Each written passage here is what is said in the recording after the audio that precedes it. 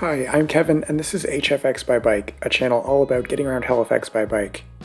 The Dahlia Bikeway is a short 500-meter long stretch of traffic-calmed local street connecting the Dartmouth Commons to the Lake Banook Multi-Use Path, mimicking the role of Thistle Street 3 blocks to the north. Dahlia received a full workup in the summer and fall of 2022, which added things like widened shoulders at intersections, cross rides, speed bumps, and resurfacing the entire stretch. When I made a video last year about what cities get wrong when they design bikeways, I came up with a scoring system and applied it to all the bikeways in Halifax. Dahlia came in as the city's worst bikeway, and in today's video I'm going to try to bring it up to snuff. The biggest pitfall of Dahlia is that it loses priority anytime another road crosses it, leading to 4 mandatory stops over a space that only should take about 90 seconds to cover by bike. There are stops at Victoria, Pine, Maple, and Crichton. Of these, Pine is classified as a local street, so that one's theoretically pretty easy. The obvious fix is just to swap the stop signs in favor of the bikeway. That would be the only stop between Thistle and downtown Dartmouth along Pine, so that's a pretty minor inconvenience for anyone using Pine to get between the two places. That change is so obvious that you might be wondering why it wasn't put into place when the bikeway was first established. So the section of Pine just north of the bikeway is steep, like really steep, 16% grade steep, so steep that during the design and feedback period before construction, the speed and general inability of cars moving down Pine and across Dahlia was flagged as having caused numerous accidents because essentially, cars are routinely traveling too fast down Pine to be able to stop safely where it intersects with Dahlia. During the feedback surveys, a plurality of respondents indicated that they wanted the stop signs flipped at the Pine intersection.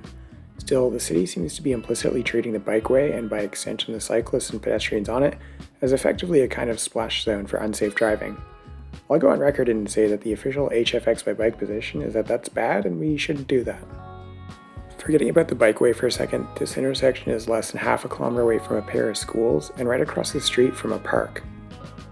Okay, so the city either thinks that cars can safely move down Pine and the stop sign should be flipped, or it thinks that they can't, in which case cars probably shouldn't be moving down Pine at all.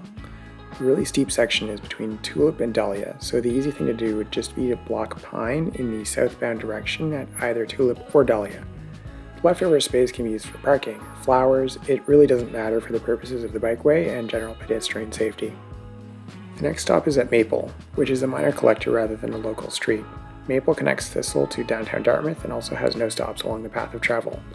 It has some of the same speed issues as Pine, although they don't seem to be quite as extreme.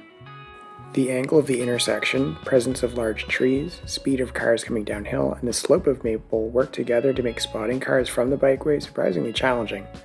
All of that to say is that swapping the stop signs at Dahlia and Maple in favor of the bikeway actually seems pretty reasonable, both in terms of making the bikeway safer and more convenient, but also reducing the speed of the traffic going through this quiet residential neighborhood. That leaves the two roads that cap the bikeway, Victoria and Crichton. Both are classified as minor collectors and both serve the same basic function of moving people to and from downtown Dartmouth. Car traffic can be pretty heavy on Victoria. In particular, it's common for bikes and pedestrians to get pinned waiting for an opportunity to cross. Installing a push-button half signal would solve this issue. Crichton has pretty light traffic in my experience, but the same concept would apply there if it's helpful.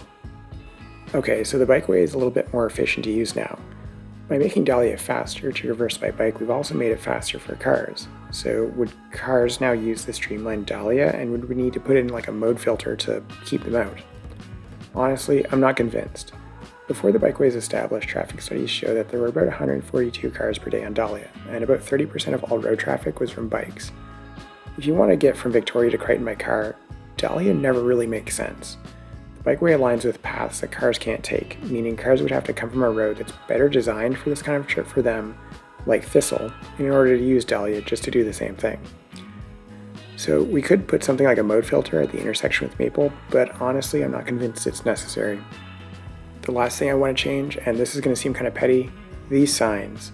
There are 14 signs dotted all around the bikeway instructing road users to alternate between sharing the road and moving in single file through intersections. The bikeway is 500 meters long, and if the design of the street can't communicate the intended behavior, then 14 signs are not going to help. Lose the signs. And that's it. Most of the changes to the Dahlia Bikeway would be cheap and easy to implement. The change to Pine Street will actually be relevant to plans to establish another bikeway on nearby Slater Street, which I've actually made a bonus video about linked in the description. Let me know in the comments how you would improve the Dahlia Bikeway, and if this kind of thing is interesting to you, be sure to like the video and subscribe to the channel. As always, thanks for watching, and see you next time.